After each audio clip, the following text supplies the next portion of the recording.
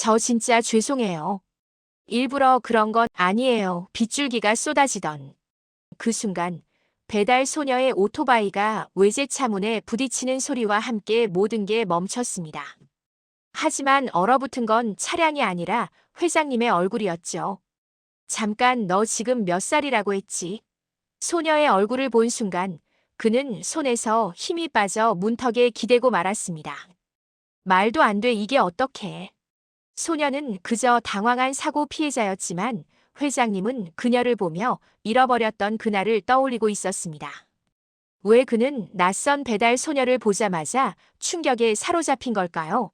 그리고 이 사고가 두 사람의 인생을 완전히 바꿔버린 시작이었다면요. 이야기를 시작하기 전에 구독 버튼을 눌러주세요. 안녕하세요. 저는 정다빈입니다. 19살 여수 항구 골목에서 외할머니와 함께 살고 있어요. 2025년 초겨울, 바닷바람이 유난히 거센 밤이었습니다.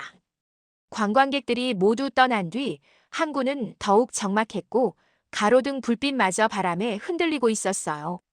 저는 마지막 배송을 끝내기 위해 헬멧을 단단히 고쳐 썼습니다. 다빈아, 조심해서 다녀와. 외할머니의 목소리가 문틈으로 새어나왔어요. 요즘 들어 할머니는 같은 말을 반복하시곤 했습니다. 치매 초기라는 의사 선생님 말씀이 자꾸 떠올랐어요. 약값만 해도 한 달에 30만 원이 넘었습니다. 저희 집은 낡은 연립주택 반지하에 있었어요. 겨울만 되면 습기가 차올라 벽지 끝이 들뜨곤 했습니다. 보일러도 제대로 돌아가지 않아서 두꺼운 이불을 몇 겹씩 덮어야 했어요. 그래도 이곳이 저와 할머니에게는 전부였습니다. 고등학교를 그만둔 건 작년 일이었어요. 할머니 요양비를 혼자 감당하기엔 아르바이트 시간이 부족했거든요. 친구들은 대학 입시 준비에 바쁘다며 점점 연락이 뜸해졌고 저는 자연스럽게 혼자가 되었습니다. 다행히 손재주만큼은 남달랐어요. 고장난 오토바이를 직접 고쳐서 타고 다녔고 집 안 전자제품들도 웬만하면 제가 수리했습니다. 공간 감각도 뛰어났는데 좁은 골목길도 눈 감고 다닐 수 있을 정도였어요. 내가 버텨야 한다. 매일 아침 거울 앞에서 중얼거리는 말이었습니다. 다른 선택지는 없었으니까요. 해산물 포장 배달 아르바이트는 밤 10시까지였어요. 하루 종일 서서 일하다 보니 다리가 아팠지만 할머니를 생각하면 참을 만했습니다. 사장님도 제 사정을 아시고 잘 챙겨주셨거든요. 다빈아, 오늘 마지막 배송이야. 조심해서 다녀와. 사장님이 포장된 해산물을 건네주셨어요. 해안 로터리 근처 펜션으로 가는 주문이었습니다. 평소에는 5분이면 갈 수 있는 거리였지만 그날은 달랐어요. 밖으로 나서자마자 폭우 섞인 눈비가 얼굴을 때렸습니다. 바닷바람까지 더해져 오토바이를 세우고 서 있기도 어려웠어요. 그래도 배송을 완료해야 했습니다. 할머니 약값을 위해서라도요. 젖은 장갑을 다시 끼고 오토바이에 올라탔어요. 엔진 소리가 바람 소리에 묻힐 정도였습니다. 헤드라이트를 켜고 천천히 출발했어요. 길바닥이 미끄러웠습니다. 평소보다 더 조심스럽게 운전해야 했어요. 앞이 잘 보이지 않아서 속도를 줄였습니다. 시계를 보니 밤 11시가 넘어 있었어요. 할머니는 이미 주무시고 계실 텐데. 저는 빨리 집에 들어가서 할머니 옆에서 잠들고 싶었어요. 요즘 할머니가 밤중에 깨서 저를 찾으시는 일이 많았거든요. 해안 로터리가 보이기 시작했습니다. 평소엔 차들이 많이 다니는 곳이지만 이 시간엔 한산했어요. 저는 안전하게 좌회전하려고 속도를 더 줄였습니다. 그때였어요. 갑자기 커다란 그림자가 제 앞을 가로막았습니다. 검정색 대형 SUV였어요. 레인지로버 같아 보였는데 비에 젖은 도로에서 미끄러지며 제 쪽으로 다가오고 있었습니다. 아! 저는 급하게 브레이크를 밟았습니다. 하지만 이미 늦었어요. 젖은 도로에서 오토바이도 함께 미끄러졌습니다. 둔탁한 충돌음이 항구 전체에 울려 퍼졌어요. 오토바이는 옆으로 미끄러지며 넘어졌고 저는 젖은 아스팔트 위로 굴러떨어졌습니다. 온몸이 아팠지만 다행히 큰 부상은 없는 것 같았어요. 무릎과 손바닥이 쓰라렸지만 움직일 수는 있었습니다. 저는 천천히 일어나 헬멧을 벗었어요. 머리카락이 젖어서 얼굴에 달라붙었습니다. 오토바이 상태를 확인하려던 순간 SUV 뒷좌석 문이 열렸어요. 할아버지 괜찮으세요? 젊은 남자의 목소리였습니다. 30대쯤 되어 보이는 남성이 급하게 차에서 내렸어요. 고급스러운 정장을 입고 있었는데 비에 젖어도 신경 쓰지 않는 모습이었습니다. 그 뒤로 노인이 천천히 차에서 내렸어요. 70대쯤 되어 보이는 할아버지였는데 고급스러운 회색 코트를 입고 계셨습니다. 사고 충격에도 불구하고 자세가 곧았어요. 노인은 처음엔 굳은 표정으로 저를 바라보셨어요. 그런데 제 얼굴을 자세히 본 순간 마치 숨이 멎은 듯 완전히 굳어버리셨습니다. 창백해진 얼굴로 저를 뚫어지게 쳐다보시더니 입술이 파르르 떨리기 시작했어요. 이럴 수가. 어떡해. 노인의 목소리는 떨리고 있었습니다. 마치 오랫동안 찾아 헤맨 무언가를 발견한 사람처럼 보였어요. 그분의 눈에서 뭔가 알 수 없는 감정이 흘러나왔습니다. 할아버지? 젊은 남성이 노인의 팔을 붙잡으며 걱정스럽게 물었어요. 하지만 노인은 여전히 저만 바라보고 계셨습니다. 바닷바람이 더욱 거세게 불어왔어요. 가로등 불빛 아래 서 있는 우리 모두를 흔들고 있었습니다. 그 순간 저는 알 수 없는 불안감을 느꼈어요. 단순한 교통사고가 아닌 뭔가 더 큰 일의 시작인 것만 같았거든요.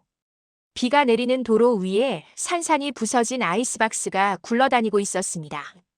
싱싱했던 전복과 키조개들이 젖은 아스팔트에 흩어져 있었어요. 저는 무릎을 꿇고 하나씩 주워 담기 시작했습니다. 이걸 어떻게 해요? 목소리가 떨렸어요. 오늘 일당을 받지 못하면 할머니 약을 살 수 없었거든요. 다음 주 병원비도 밀려있는 상황이었습니다. 이 배달 못하면 오늘 일당 못 받아요. 할머니 약값이. 저도 모르게 중얼거렸어요. 차가운 비가 등을 적시고 있었지만 해산물을 포기할 수는 없었습니다. 손이 차가워서 전복을 잡기도 힘들었어요. 노인이 천천히 다가왔습니다. 비싼 구두가 무릉덩이를 밟으며 첨벙거리는 소리가 들렸어요. 그분은 제 앞에 쪼그려 앉더니 같이 전복을 주워주셨습니다. 흰머리에 빗물이 떨어지고 있었지만 개의치 않으시는 모습이었어요. 차보다 내가 먼저다. 노인의 목소리는 따뜻했습니다. 하지만 제 얼굴을 볼 때마다 뭔가 복잡한 감정이 스쳐 지나가는 게 보였어요. 마치 오래전 잃어버린 것을 되찾은 듯한 표정이었습니다. 젊은 남성이 급하게 우산을 가져왔어요. 30대 초반쯤 되어 보이는 그는 정장 차림이었는데 노인을 극진히 모시는 모습이었습니다. 회장님, 감기 드시겠어요? 어서 차로 가세요. 회장이라고 불린 노인은 고개를 저었습니다. 이 아이부터 병원에 데려가자. 그럴 필요 없어요. 저는 괜찮습니다. 저는 일어나려고 했지만 무릎이 아파서 다시 주저앉았어요. 넘어질 때 깊게 까진 것 같았습니다. 바지가 찢어져 상처가 그대로 드러나 있었어요. 괜찮긴 뭐가 괜찮아. 피가 나고 있잖아. 노인이 제 무릎을 가리켰어요. 정말로 상처에서 피가 흘러내리고 있었습니다. 아드레날린 때문에 못 느꼈던 통증이 서서히 밀려왔어요. 회장님, 구급차를 불러드릴까요? 젊은 남성이 휴대폰을 꺼내려 했지만 노인이 손을 저었습니다. 아니다. 내가 직접 데려가겠다. 노인은 단호하게 말했습니다. 그리고 저를 부축해서 SUV 뒷좌석에 태웠어요. 고급스러운 가죽 시트에 앉으니 왠지 위축됐습니다. 차 안에는 은은한 향수 냄새가 났어요. 정말 괜찮아요. 집에서 약이나 발라주면 되거든요. 안 된다. 제대로 치료받아야 해. 노인의 어조에는 거부할 수 없는 권위가 있었어요. 오랫동안 많은 사람들을 이끌어온 사람의 목소리였습니다. 젊은 남성이 운전석에 앉으며 말했습니다. 회장님, 어느 병원으로 갈까요? 제일 가까운 응급실로. 민수야, 빨리 가자. 민수라고 불린 남성은 정중하게 대답했어요. 네, 회장님. 차가 출발하자 노인이 저에게 물었습니다. 아이 이름이 뭐니? 정다빈이에요. 다빈. 참 예쁜 이름이구나. 노인의 목소리가 조금 떨렸어요. 뭔가 깊은 생각에 잠긴 것 같았습니다. 그분의 눈가에 어떤 그리움 같은 게 스며 있었어요. 차 안은 조용했습니다. 저는 창밖을 보며 생각에 잠겼어요. 이런 고급차를 타본 건 처음이었습니다. 시계도 수입차 브랜드였고 내비게이션도 최신형이었어요. 저희 집이 가난해서 이런 차 타면 안 될 것 같은데요. 그런 소리 하지 마라. 내 차가 내 오토바이를 들이받았잖니. 노인은 단호하게 말했습니다. 그리고 운전하는 민수에게 지시했어요. 민수야, 이 아이 오토바이 수리비도 알아봐라. 그리고 오늘 손해본 일당도. 네, 회장님. 정확히 계산해서 처리하겠습니다. 회장님, 그건 너무. 저는 당황했어요. 이미 충분히 친절하게 해주시는데 거기까지 해주신다는 게 부담스러웠거든요. 할머니가 항상 말씀하시는 게 있었어요. 남에게 신세 지는 걸 조심하라고요. 부담스러워하지 마라. 당연한 일이야. 노인의 표정은 진지했습니다. 마치 저에게 특별한 의무감을 느끼는 것 같았어요. 병원에 도착했습니다. 응급실 간호사들이 저를 휠체어에 태우고 진료실로 데려갔어요. 노인도 따라와서 치료비를 모두 결제했습니다. 의사 선생님은 상처를 소독하고 연고를 발라주셨어요. 다행히 깊지 않네요. 며칠만 약 바르면 금방 나을 거예요. 정말 고맙습니다. 꼭 갚을게요. 치료가 끝나고 나와서 노인에게 인사했어요. 하지만 노인의 표정은 여전히 복잡했습니다. 갚을 것 없다. 그보다 노인이 망설이더니 물었어요. 너 생일이 언제니? 갑작스러운 질문이었어요. 왜 생일을 물어보시는 건지 모르겠었습니다. 2월 14일이요.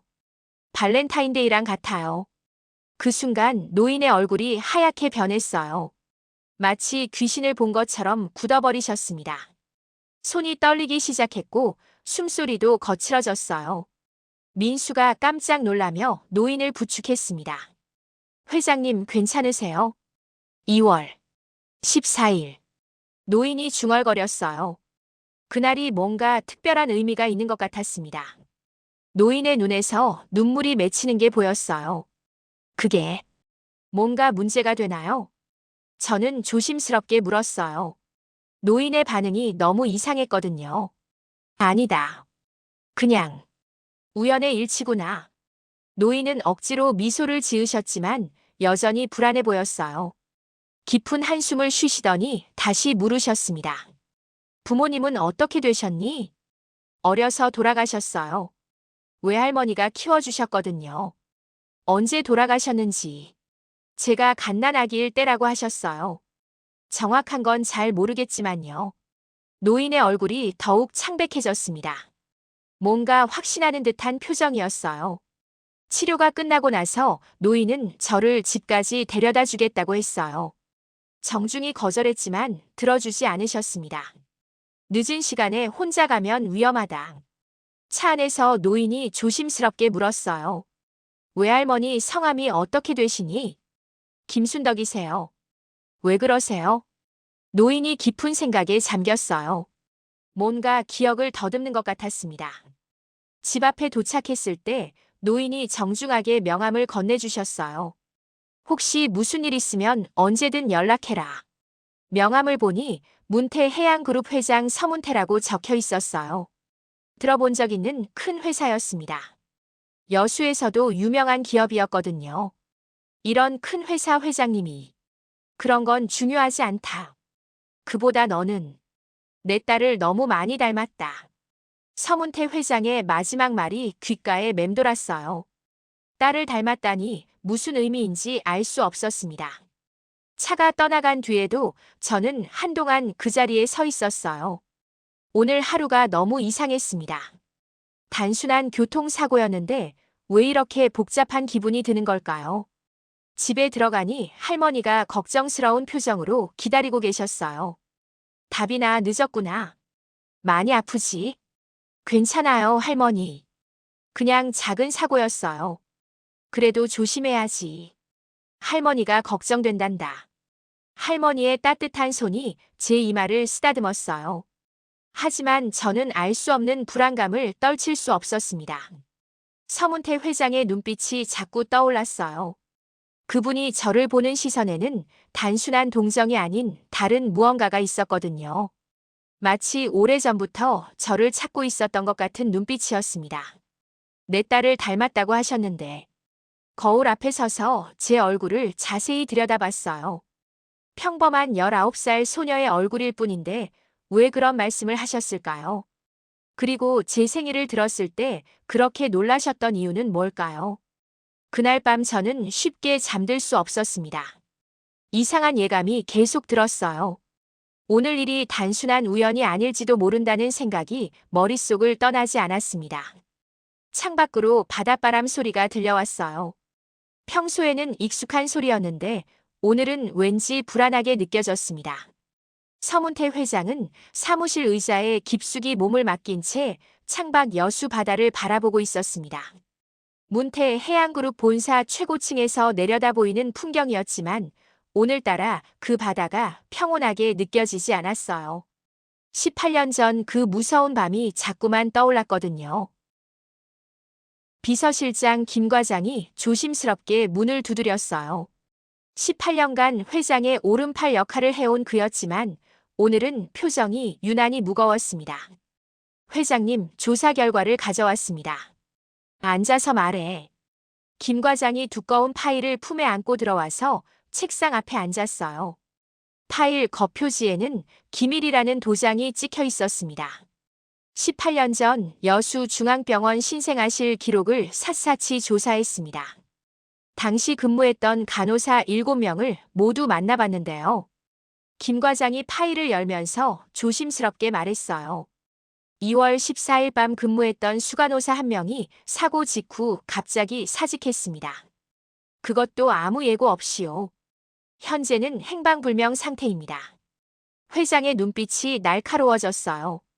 예상했던 일이었지만 실제로 확인하니 가슴이 답답했습니다. 다른 간호사들 증언은 어떤가? 모두 입을 다물고 있어요. 뭔가 무서운 일이 있었다는 것만 알 수 있었습니다. 김 과장이 다른 서류를 펼쳤어요. 정다빈 양은 생후 열흘 무렵 여수중앙보육원 앞에 버려진 아이로 기록되어 있습니다. 특별한 메모나 소지품은 없었다고 하고요. 그런데 이상한 점은 뭐가 이상한가? 보통 버려진 아이들은 경찰서나 소방서에 신고가 들어오는데 다빈이의 경우는 보육원 원장이 직접 발견했다고 되어 있어요. 회장은 고개를 끄덕였어요. 뭔가 조작된 흔적이 보였습니다. 서유라 아가씨의 출생 기록은 어떤가? 완벽합니다. 흠잡을 곳이 하나도 없어요. 출생신고서, 의료진 진술, 병원 기록. 모든 게 일치합니다. 회장은 쓴웃음을 지었어요. 너무 완벽하다는 게 문제구나. 무슨 말씀이신지. 김 과장, 자네도 알잖나. 세상에 완벽한 일은 없어. 특히 급박한 상황에서는 더욱 그렇고. 완벽한 서류가 뭔가를 숨기고 있다는 말이야. 회장은 자리에서 일어나 창가로 걸어갔어요. 18년 전 그날이 선명하게 떠올랐습니다. 딸 은정이가 마지막으로 웃던 모습, 사위가 걱정스럽게 딸의 배를 쓰다듬던 장면이요. 그리고 그 다음 날 아침 찾아온 끔찍한 소식 말입니다. 회장님, 그런데 서유라 아가씨 얘기를 좀 해야겠는데요. 김 과장이 망설이며 말했어요. 유라가 뭐? 어제부터 여수 리조트에 내려와 계십니다. 서울 친구들 몇 명과 함께요. 회장의 얼굴이 굳어졌어요. 벌써 예감이 좋지 않았습니다. 계속해. 호텔 직원들 말로는 새벽까지 술을 마시고 객실에서 시끄럽게 파티를 하고 음식을 던지며 객실을 어지럽히고. 죄송합니다. 더 자세히 말씀드리기가 됐다. 회장은 고개를 저었어요. 유라에 대한 실망과 불신이 더욱 깊어졌습니다. 18년 동안 최고의 교육을 받게 해주고 무엇이든 다 해줬는데 왜 이렇게 방탕한 생활을 할까요? 진짜 핏줄이 아니라서 그런 건 아닐까 하는 의심까지 들었어요. 그때 다빈의 얼굴이 떠올랐습니다. 비 맞은 도로에서 깨진 해산물을 하나하나 주우며 울먹이던 모습이요. 할머니 약값 때문에 걱정하던 그 순수하고 맑은 눈빛 말입니다. 같은 나이인데도 유라와는 하늘과 땅 차이였어요. 김 과장, 한 가지 부탁이 있다. 말씀하세요. 정다빈과 그 할머니를 식사에 초대하고 싶다. 조용하고 격식 있는 곳으로. 김 과장이 의아해했어요. 혹시 백년가옥은 어떠실까요? 개인실도 있고 한옥의 정취도 느낄 수 있어서 어르신께서 좋아하실 것 같은데요. 좋다. 내일 저녁으로 예약해줘. 알겠습니다. 그런데 무슨 이유로 초대한다고 말씀드릴까요? 회장은 잠시 생각했어요. 감사 인사라고 해. 다빈이를 이렇게 훌륭하게 키워주신 분께 꼭 인사드리고 싶다고. 이튿날 저녁 저는 할머니와 함께 백년가옥 앞에 서 있었어요. 전통 한옥을 개조한 고급 식당이었는데 평생 와볼 일 없을 것 같던 곳이었습니다. 기와 지붕과 단청이 아름다운 건물이었어요. 다빈아, 이런 좋은 곳에 우리가 와도 되는 걸까? 할머니도 어색해 하셨어요. 평소 입던 옷 중 가장 나은 걸 골라 입으셨는데 검은색 정장 같은 옷이었지만 여전히 위축되어 보이셨습니다. 괜찮을 거예요, 할머니. 회장님이 직접 초대하셨잖아요. 입구에서 서문태 회장이 우리를 기다리고 계셨어요. 정장 차림이었지만 넥타이는 풀어놓으셔서 한결 편안해 보였습니다. 표정도 부드러웠고요. 어르신 안녕하세요. 서문태입니다. 회장이 할머니께 90도로 정중하게 인사했어요. 할머니는 깜짝 놀라셨습니다. 아이고, 이런 큰 분이 직접. 죄송합니다. 저희 같은 사람이. 천만에요. 제가 감사드려야 할 분이세요. 직원이 우리를 개인실로 안내했어요. 한옥의 정취가 살아있는 아늑한 공간이었습니다. 창밖으로는 작은 정원이 보였고 연못에는 잉어들이 유유히 헤엄치고 있었어요. 은은한 조명이 따뜻한 분위기를 만들어냈습니다. 할머니, 편하게 앉으세요. 회장이 할머니를 상석에 앉도록 안내했어요. 할머니는 여전히 어색해 하셨지만 회장의 세심한 배려에 고마워하시는 게 보였습니다. 음식이 나오기 시작했어요. 제철 해산물로 만든 정갈한 요리들이었는데 하나하나가 예술 작품 같았습니다. 전복구이, 키조개찜, 생선회. 평생 먹어본 것 중 가장 맛있어 보이는 음식들이었어요. 어르신, 다빈이를 정말 잘 키우셨어요. 회장이 진심 어린 목소리로 말했어요. 아니에요. 제가 부족해서, 더 잘해주지 못해서 미안한 마음뿐이에요. 그런 말씀 마세요. 이렇게 착하고 성실한 아이로 키우신 게 정말 대단하세요. 할머니의 눈가가 촉촉해졌어요. 평생 고생만 하시면서도 저를 키워주신 분이었거든요. 회장님, 정말 고맙습니다. 다빈이가 사고 났을 때 도와주셔서. 당연한 일이었어요. 그런데 혹시 회장이 젓가락을 내려놓고 조심스럽게 물었어요. 다빈이를 어떻게 키우게 되셨는지 여쭤봐도 될까요? 할머니가 잠시 망설이셨어요. 옛일을 꺼내는 게 쉽지 않으실 텐데요. 그게 18년 전 일이에요. 회장의 표정이 긴장됐어요. 온몸이 경직되는 게 보였습니다. 딸이 사고로 세상을 떠난 후에 며느리도 함께 둘 다 한꺼번에 잃었어요. 할머니의 목소리가 떨렸어요. 아직도 그때 일을 말하기 힘드신 것 같았습니다. 그런데 며칠 뒤 보육원에서 연락이 왔어요. 아기가 버려져 있다고. 보육원에서요? 회장이 되묻었어요. 목소리가 약간 떨리고 있었습니다. 네. 처음엔 키울 수 없다고 했어요. 나이도 많고 형편도 어려웠거든요. 그런데 그 아기를 보니까 할머니가 저를 바라보시며 말씀하셨어요. 우리 딸을 너무 닮았더라고요. 눈썹 모양부터 시작해서 코, 입술까지. 마치 딸이 다시 태어난 것 같았어요. 제 심장이 빨리 뛰기 시작했어요. 처음 듣는 이야기였습니다. 그래서 입양하게 됐어요. 다빈이를 보면 딸 생각이 나서 위로가 됐거든요. 힘들어도 키울 수 있었어요. 회장의 손이 미세하게 떨렸어요. 뭔가 확신하는 듯한 표정이었습니다. 혹시 그 며느리분 성함이 서은정이었어요. 참 착한 아이였는데 우리 다빈이 엄마였죠. 그 순간 회장의 얼굴이 창백해졌어요. 잔을 쥔 손이 완전히 굳어버렸고 호흡도 거칠어졌습니다. 은정이가 시어머니를. 회장의 목소리가 간신히 나왔어요.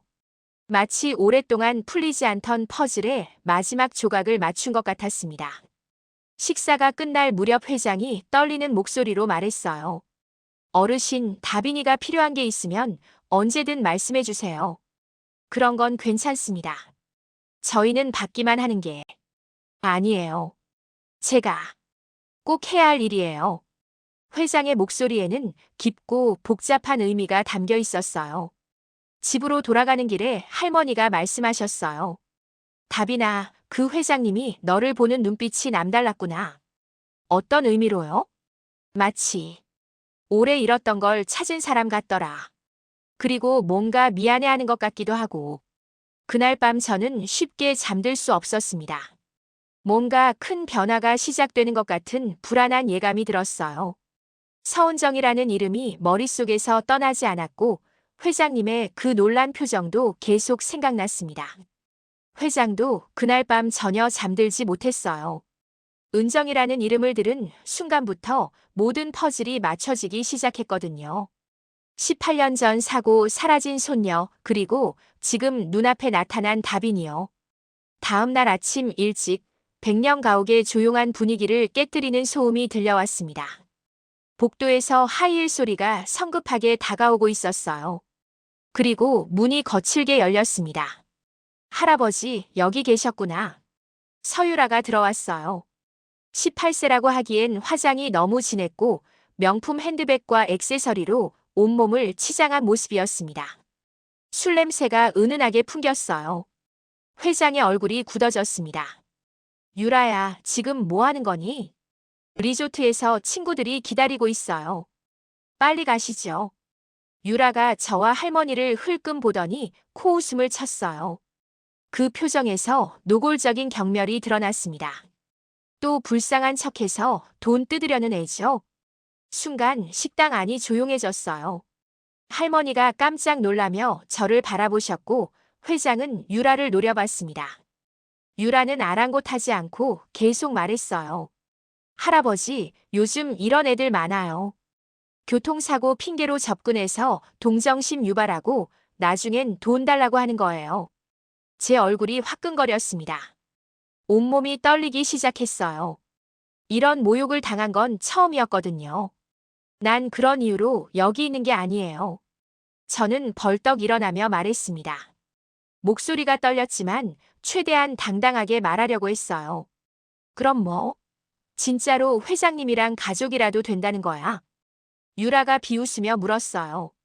마치 세상에서 가장 우스운 일을 듣는다는 표정이었습니다. 유라야, 그만해. 회장이 낮고 무서운 목소리로 말했어요. 하지만 유라는 멈추지 않았습니다. 할아버지가 속고 계시는 거예요. 저 해봐요. 우리랑 급이 다르잖아요. 유라가 저를 위아래로 훑어보며 말했어요. 제가 입고 있던 낡은 카디건과 색이 바랜 청바지를 보는 시선이 차갑기만 했습니다. 내가 감히 우리 집을 넘봐.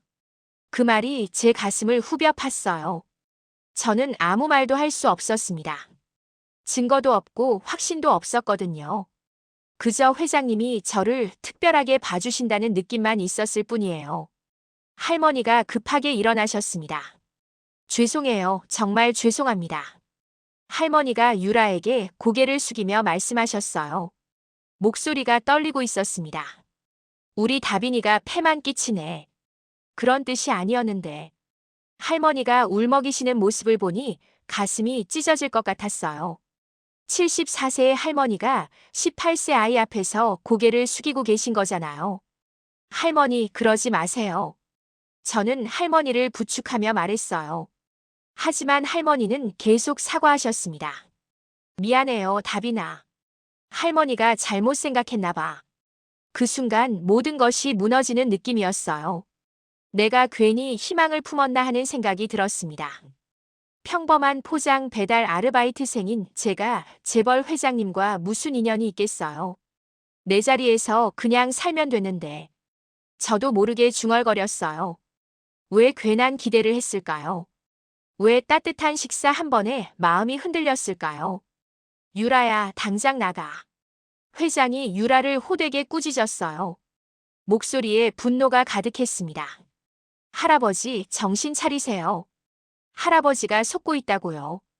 유라는 더 극렬하게 반발했어요. 18년 동안 저를 키워주신 게 잘못이에요. 갑자기 나타난 애 때문에 저를 버리시려는 거예요. 유라의 목소리가 높아졌어요. 식당 직원들이 놀라서 복도에서 힐끔힐끔 쳐다봤습니다. 그런 게 아니다. 그럼 뭐예요? 저 애가 뭐길래 이렇게 특별 대우해주는 거예요? 저는 그 자리에 더 있을 수 없었어요. 모욕감과 수치심이 온몸을 휩쌌습니다. 가족임을 주장할 증거도 없고 말할 힘도 없었어요. 그저 궁금한 시선들만 저를 향해 쏟아질 뿐이었습니다. 할머니, 집에 가요. 저는 할머니의 손을 잡고 말했어요. 목소리가 겨우 나왔습니다. 다빈아. 회장이 저를 부르셨지만 저는 돌아보지 않았어요. 더 이상 이 자리에 있으면 안 될 것 같았거든요. 백년가옥을 나와서 버스 정류장까지 걸어가는 길이 너무 길게 느껴졌어요. 할머니는 제 손을 꽉 잡고 계셨지만 아무 말씀도 하지 않으셨습니다. 집에 도착해서도 저는 한마디 말을 할 수 없었어요. 그냥 방에 들어가서 이불을 뒤집어 쓰고 누워 있었습니다.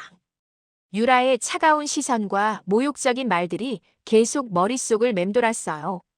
또 불쌍한 척해서 돈 뜯으려는 애죠. 내가 감히 우리 집을 넘봐. 그 말들이 가슴에 비수처럼 박혔습니다. 정말 제가 잘못 생각한 걸까요? 회장님의 친절은 그냥 동정심이었을까요? 새벽 4시에 핸드폰 알람이 울렸어요. 새벽 배송 아르바이트 시간이었습니다. 몸이 무겁고 일어나기 싫었지만 할머니 요양비를 벌어야 했어요. 찬바람을 맞으며 오토바이를 타고 배송을 다니는데 오늘따라 모든 게 힘들었어요. 무거운 박스들이 평소보다 더 무겁게 느껴졌고 고객들의 짜증 섞인 목소리도 더 날카롭게 들렸습니다. 내가 뭘 바랐던 걸까? 배송을 마치고 잠시 쉬며 생각했어요. 평범한 배달 아르바이트생인 제가 재벌가와 무슨 인연을 맺을 수 있다고 생각했던 걸까요? 하지만 포기할 수는 없었어요. 할머니가 계시니까요. 할머니를 위해서라도 더 열심히 일해야 했습니다. 그날부터 저는 더욱 많은 아르바이트를 찾아다녔어요. 해산물 포장 배달 외에도 새벽 택배 분류, 저녁 편의점 아르바이트까지 3개를 동시에 했습니다. 하루에 서너 시간밖에 못 자도 견딜만 했어요. 힘들 때마다 유라의 그 말이 떠올랐어요. 또 불쌍한 척해서 돈 뜯으려는 애죠. 저는 절대 그런 사람이 되지 않겠다고 다짐했습니다. 제 힘으로 할머니를 돌보고 제 힘으로 살아가겠다고 결심했어요. 거울 앞에 선 제 모습은 며칠 사이에 많이 야위었지만 눈빛만큼은 전보다 더 강해 보였어요. 모욕당한 그날의 나약함은 온데간데 없었습니다. 다시는 누구에게도 굽히지 말자. 그렇게 마음먹으니 오히려 마음이 편해졌어요. 기대하지 않으면 실망할 일도 없었거든요. 사흘이 지난 후 서문태 회장은 다시 할머니를 찾아뵀습니다. 이번엔 조용한 찻집에서 만났어요. 회장의 얼굴에는 깊은 고민의 흔적이 역력했습니다. 어르신, 죄송합니다. 지난번 일로. 회장이 먼저 사과했어요. 유라의 무례한 행동 때문이었습니다. 아니에요. 저희가 주제넘게. 할머니가 고개를 저으셨어요. 며칠 사이 더 야위어 보이셨습니다. 차 한 잔을 앞에 두고 회장이 조심스럽게 입을 열었어요. 어르신, 혹시 보육원에서 다빈이를 데려오실 때 아이에게 남아있던 것이 있었나요? 할머니가 잠시 생각하셨어요. 특별한 건 없었어요. 그냥 흰 옷 한 벌이 전부였는데 정말 아무것도 없었을까요? 회장의 목소리에 간절함이 묻어났어요. 할머니가 다시 곰곰 생각해 보셨습니다. 아, 그러고 보니 할머니가 핸드백을 뒤지기 시작하셨어요. 깊숙한 곳에서 낡은 손수건을 꺼내셨습니다. 한때는 흰색이었을 것 같은 천이었지만 세월이 흘러 누렇게 변해 있었어요. 이게 있었네요. 할머니가 손수건을 펼치셨어요. 그 안에서 작은 무언가가 나왔습니다. 푸른 유리로 만든 조개 장식이 달린 작은 매듭 팔찌였어요. 태교용으로 만든 듯한 정교한 수공 예품이었습니다. 바다의 푸른 빛깔을 닮은 유리 조각들이 햇살에 반짝이고 있었어요. 회장이 그것을 본 순간 얼어붙었습니다. 손이 미세하게 떨리기 시작했어요. 찻잔을 든 손에서 힘이 빠져 잔이 접시 위로 떨어뜨렸습니다. 18년 전 그날이 선명하게 떠올랐어요. 딸 은정이가 배가 불러오면서 태교에 열심히던 모습이요. 매일 저녁 뜨개질을 하며 아기를 위한 작은 물건들을 만들곤 했습니다. 아빠, 이거 어때요? 우리 아기가 태어나면 차려줄 거예요. 은정이가 환하게 웃으며 보여준 바로 그 팔찌였어요. 바다 매듭이라고 부르며 직접 만든 것이었습니다. 푸른 유리 조개는 여수 바다를 닮아 만들었다고 했거든요. 사고 후 병원에서 은정이의 유품을 정리할 때 그 팔찌는 없었어요. 회장은 아기와 함께 사라진 줄로만 생각했습니다. 이걸 가진 아이가 왜 보육원에? 회장의 목소리가 떨렸어요. 모든 퍼즐이 맞춰지는 순간이었습니다. 18년 전 사라진 손녀, 완벽하게 조작된 유라의 출생 기록, 그리고 지금 눈앞에 있는 결정적 증거요. 할머니도 회장의 심상치 않은 반응을 알아차리셨어요. 회장님, 혹시 이 팔찌를, 어르신 이것을 제가 잠시 맡아둘 수 있을까요? 회장이 조심스럽게 물었어요. 할머니는 망설이지 않고 고개를 끄덕이셨습니다. 그날 저녁 회장은 혼자 바닷가를 걸었어요. 손 안에 작은 팔찌가 모든 것을 말해주고 있었습니다. 잃어버린 손녀가 18년 만에 자신의 눈앞에 나타났다는 것을요. 하지만 확신과 함께 두려움도 밀려왔어요. 만약 다빈이 정말 손녀라면 18년 동안 고생하게 놔둔 자신을 용서해 줄까요? 그리고 유라는 어떻게 해야 할까요? 이틀 후 회장은 다빈을 조용한 카페로 불렀습니다. 다빈은 여전히 어색해했지만 정중하게 자리에 앉았어요. 다빈아, 부탁이 있다. 무슨 부탁인가요? 혹시 모를 일을 위해 유전자 검사를 해주겠니? 다빈이 깜짝 놀라며 회장을 바라봤어요. 갑작스러운 제안이었거든요. 왜 그런 검사를? 설명하기 복잡한 일이 있어서 그래. 혹시 거부감이 든다면 안 해도 되고. 회장의 목소리는 조심스러웠지만 간절함이 묻어났어요.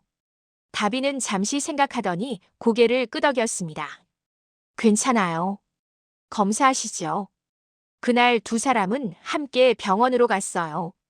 간단한 체열만 하면 되는 검사였습니다. 결과가 나오는 데는 일주일이 걸린다고 했어요. 일주일 동안 회장은 초조하게 기다렸습니다. 매일 바다 매듭 팔찌를 들여다보며 18년 전 은정이의 환한 웃음을 떠올렸어요. 혹시라도 잘못된 희망인 건 아닐까 하는 불안감도 있었지만 마음 깊은 곳에서는 이미 확신하고 있었습니다. 다빈도 그 일주일을 편안하게 보내지 못했어요. 왜 갑자기 유전자 검사를 하자고 했을까요? 혹시 회장님이 자신에 대해 뭔가 알고 계시는 건 아닐까요? 결과가 나오는 날이 다가왔습니다. 회장과 다빈 모두 각자의 마음으로 그날을 맞이하고 있었어요. 18년 만에 밝혀질 진실을 앞두고 있었습니다. 일주일 후 서문태 회장은 병원에서 봉투를 받아들고 손이 떨렸습니다. 김 과장과 함께 차 안에서 결과지를 펼쳐봤어요. 친족관계 확률 99.9%, 조부 마이너스 손녀 회장의 눈에서 눈물이 흘러내렸습니다. 18년 동안 찾아 헤맨 손녀가 바로 다빈이었던 거예요. 은정이의 딸, 자신의 진짜 손녀 말입니다. 회장님, 축하드립니다.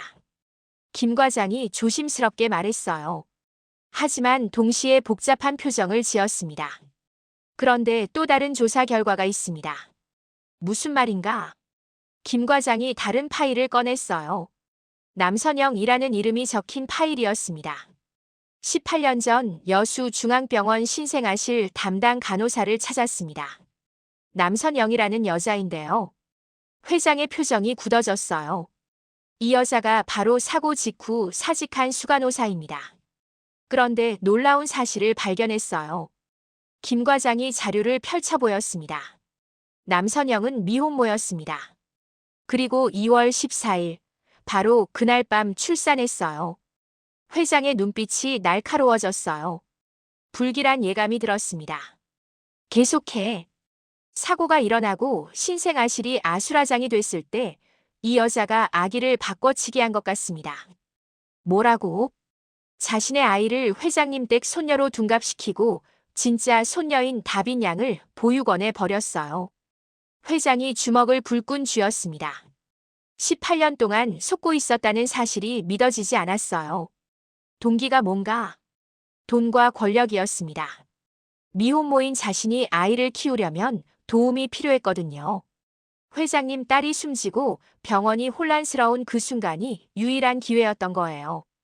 김 과장이 다른 서류를 보여줬어요. 남선영은 아기를 바꾼 후 병원 금고에서 돈을 빼서 해외로 도피했습니다. 현재 필리핀에 거주하고 있고요. 회장은 머리를 감추어요.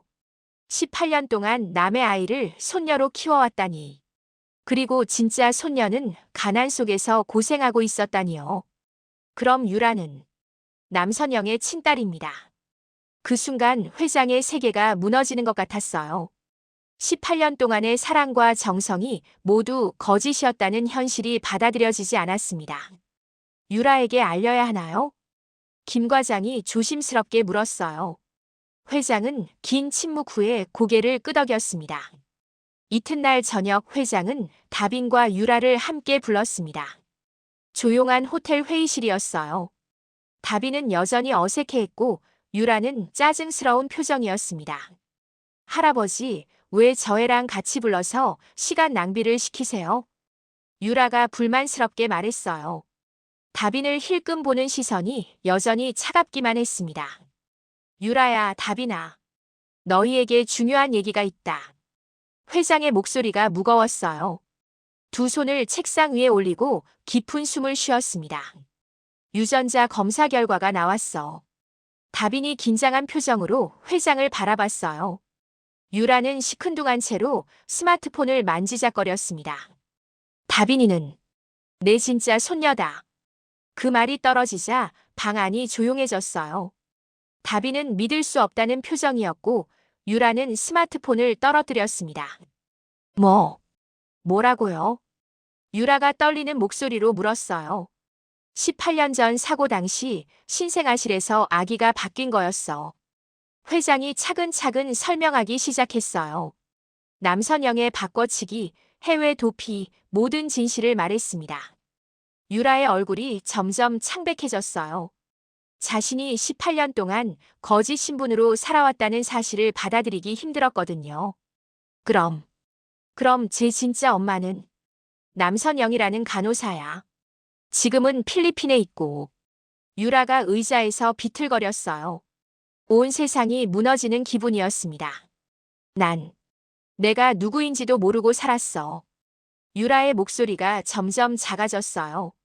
항상 당당하고 거만했던 모습은 온데간데 없었습니다. 다빈도 충격을 받은 건 마찬가지였어요. 갑자기 재벌가의 손녀가 되었다는 현실이 실감나지 않았거든요. 할아버지. 아니 회장님. 다빈이 어떻게 불러야 할지 몰라 망설였어요. 할아버지라고 불러도 돼, 다빈아. 회장의 목소리가 따뜻해졌어요. 18년 만에 찾은 진짜 손녀에 대한 사랑이 넘쳐났습니다. 유라는 여전히 현실을 받아들이지 못하고 있었어요. 자신이 누구인지, 어떻게 살아가야 할지 모르겠다는 표정이었습니다. 그럼 저는 이제 어떻게 되는 거예요? 유라야, 너도 내가 18년 동안 키운 아이야. 그건 변하지 않아. 회장이 유라에게 말했어요. 하지만 유라는 고개를 저었습니다. 아니에요. 저는 거짓이었어요.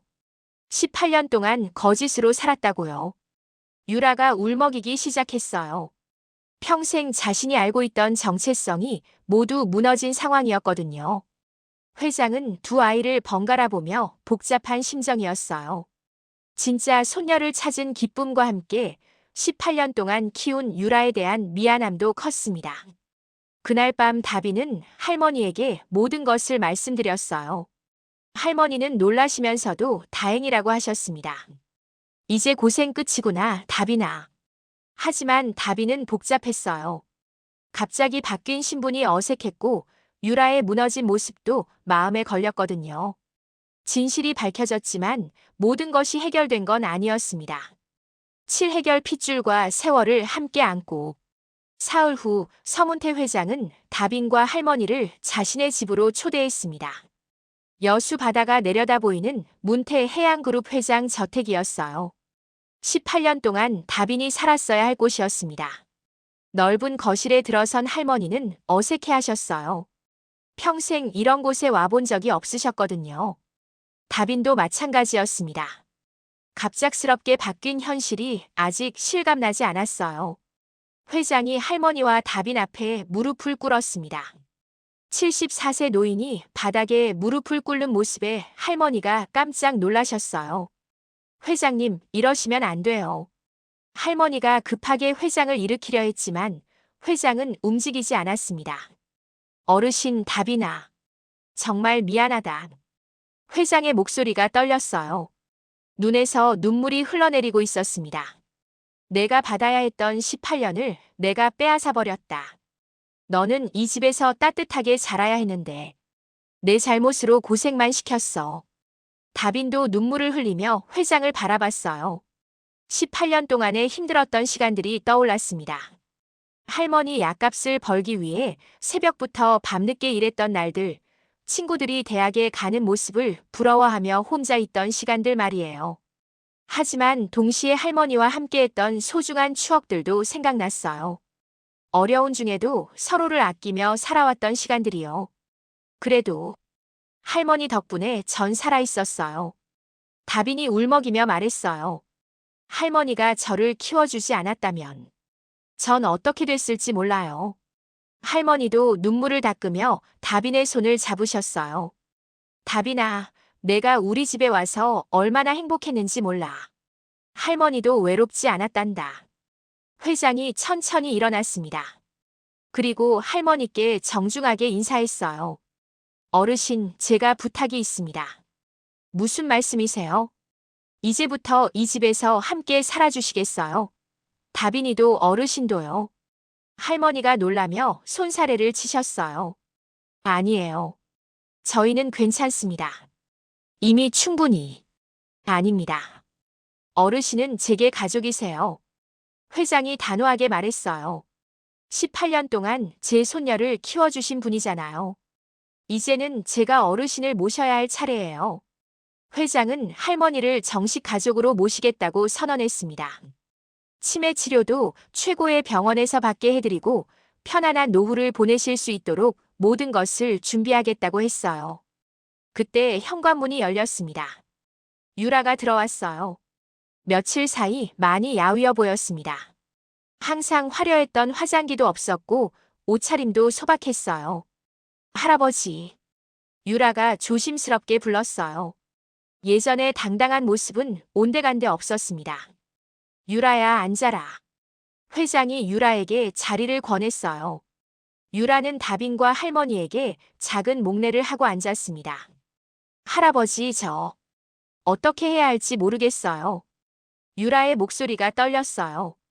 18년 동안 믿어왔던 모든 것이 무너진 상황에서 어떻게 살아가야 할지 막막했거든요.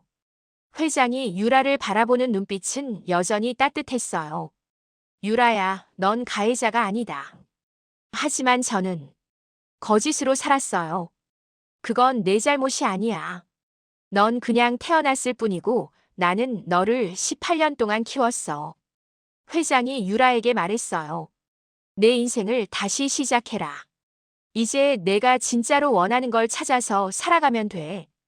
회장은 유라에게 해외 유학 기회를 제공하겠다고 했어요. 자립할 수 있을 만큼의 자금도 지원하되 후계자 자리와 재산 권리는 정리하겠다고 명확히 했습니다. 유라는 복잡한 심정이었어요. 원망스럽기도 했지만 동시에 이해할 수 있었거든요.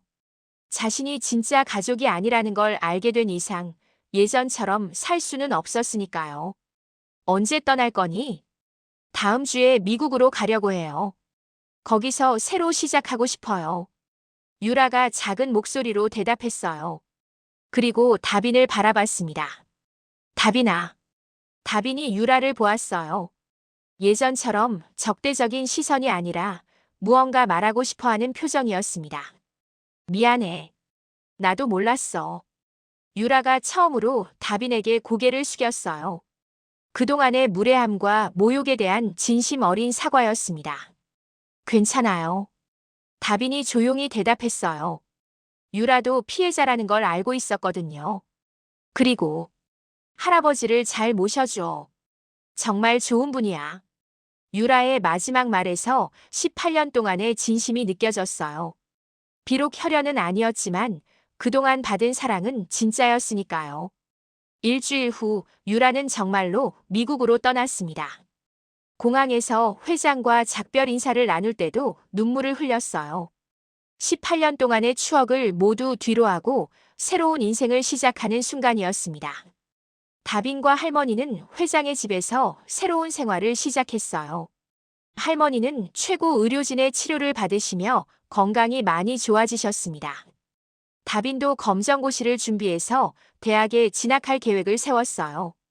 회장은 다빈을 후계자로 키우기보다는 먼저 충분한 교육과 경험을 쌓게 해주고 싶어 했습니다. 다빈이 원하는 길을 찾아갈 수 있도록 지원하되 강요하지는 않겠다고 약속했어요. 어느 저녁 다빈과 회장은 함께 바닷가를 걸었습니다. 18년 전 은정이가 사고를 당했던 그 바다였지만 이제는 평온해 보였어요. 할아버지, 정말 꿈 같아요. 다빈이 말했어요. 며칠 전까지만 해도 아르바이트하며 하루하루 살아가던 소녀였는데 이제는 재벌가의 손녀가 되어 있었거든요. 다빈아, 앞으로 힘든 일도 있을 거야. 많은 사람들이 너를 주목할 테니까. 괜찮아요. 할머니랑 할아버지가 계시니까 뭐든 할 수 있을 것 같아요. 회장이 다빈의 어깨를 다정하게 감쌌어요. 18년 만에 되찾은 손녀에 대한 사랑이 넘쳐났습니다. 그날 밤 다빈은 새로운 방에서 잠들었어요. 창밖으로 여수 바다가 보이는 방이었습니다. 18년 동안의 힘든 시간들이 모두 지나간 것 같았어요. 하지만 다빈은 알고 있었어요. 지난 시간들이 무의미하지 않았다는 것을요. 할머니와 함께 보낸 소중한 추억들, 어려움 속에서 배운 강인함, 그 모든 것들이 자신을 만들었거든요. 이제 새로운 인생이 시작될 예정이었습니다. 진짜 가족들과 함께하는 따뜻한 일상이요. 18년의 기다림 끝에 찾아온 진짜 행복이었습니다. 새로운 삶 다빈의 바다, 다빈의 길. 1년 후 다빈은 거액의 상속을 받지 않기로 결정했습니다. 대신 회장에게 조언을 구했어요. 할아버지, 제가 정말 하고 싶은 일이 있어요. 회장은 다빈의 진지한 표정을 보며 귀를 기울였습니다. 바다에서 일하는 사람들의 삶을 바꾸고 싶어요. 다빈이 설명한 계획은 놀라웠어요. 여수항구의 열악한 야간 물류와 배달 노동자들을 위한 안전 배송 협동조합을 설립하겠다는 것이었습니다. 해산물 특화 친환경 냉장 배송 시스템을 만들어서 배달원들이 안전하게 일할 수 있는 환경을 제공하고 싶어요.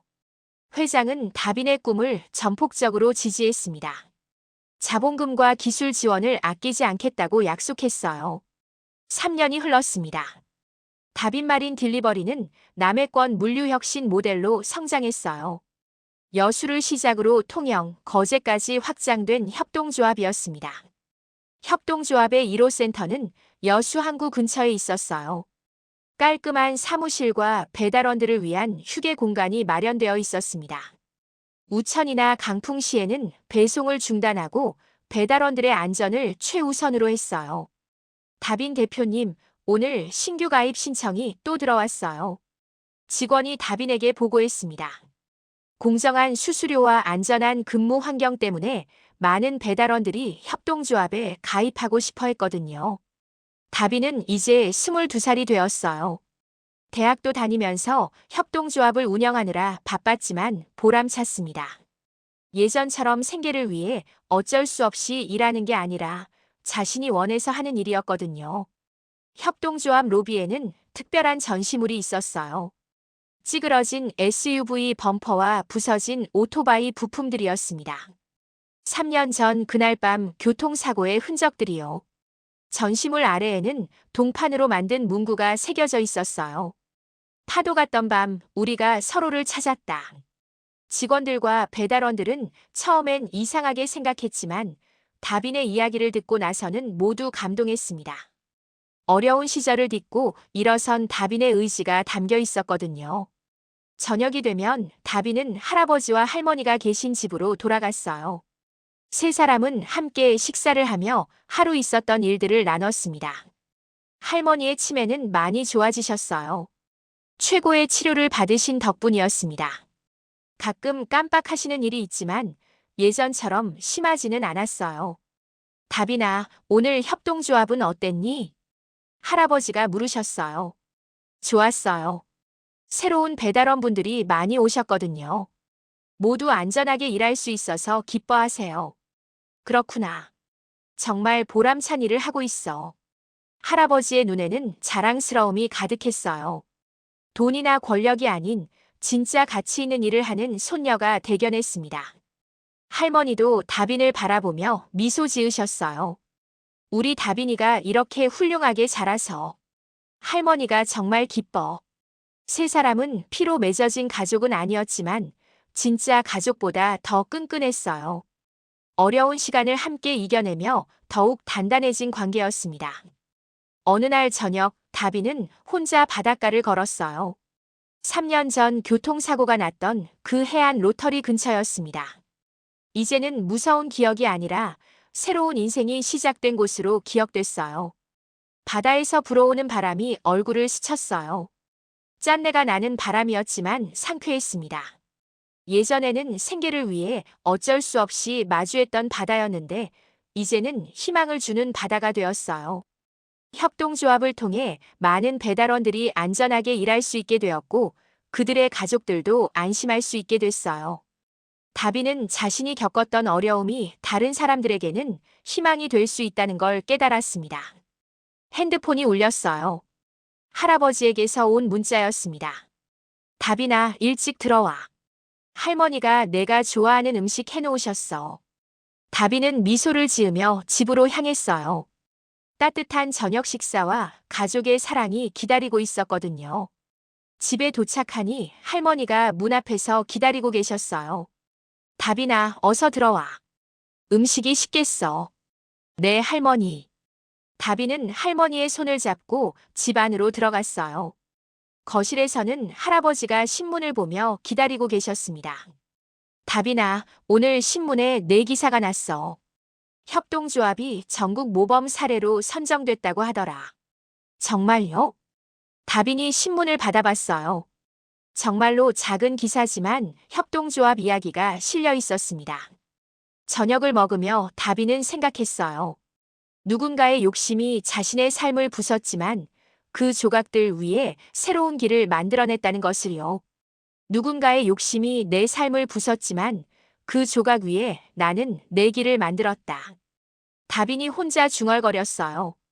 나는 버려진 아이가 아니라 바다에서 다시 태어난 딸이다. 할아버지와 할머니가 다빈을 따뜻하게 바라봤어요. 이제 다빈은 진짜 자신의 자리를 찾았습니다. 돈이나 지위가 아닌 진정한 가치를 만들어가는 자리를요. 그날 밤 다빈은 창밖 바다를 바라보며 잠들었어요. 내일은 또 어떤 새로운 도전이 기다리고 있을까요? 하지만 두렵지 않았어요. 사랑하는 가족들과 함께라면 무엇이든 해낼 수 있을 것 같았거든요. 오늘 이야기 어떠셨나요?